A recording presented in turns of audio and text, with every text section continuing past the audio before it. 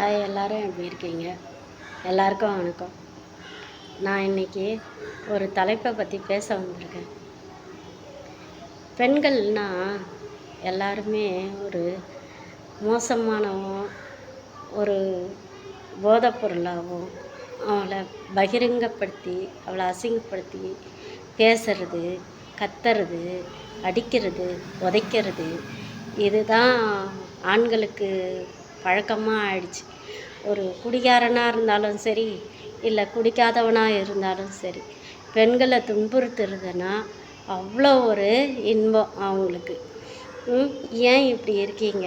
உங்களை பெற்றவங்களும் ஒரு அம்மா தானே, அவங்களும் ஒரு பெண் தானே, பெண் தானே, இவளால் என்ன செய்ய முடியும் அப்படின்னு நினைக்கிறீங்களா?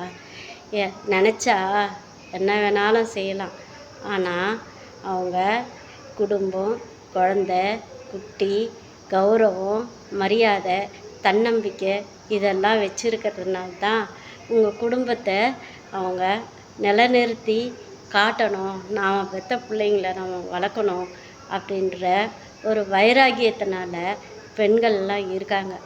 ஆனால் பெண்களே பெண்களுக்கு எதிரியாகவும் இருக்காங்க, அது வேறு விஷயம். ஆனால் அவங்களும் ஒரு வீட்டு மருமகன்றதை மறந்துட்டு வீட்டுக்கு வந்த மருமகளை கொடுமைப்படுத்தி துன்புறுத்தி சந்தோஷப்படுறாங்க.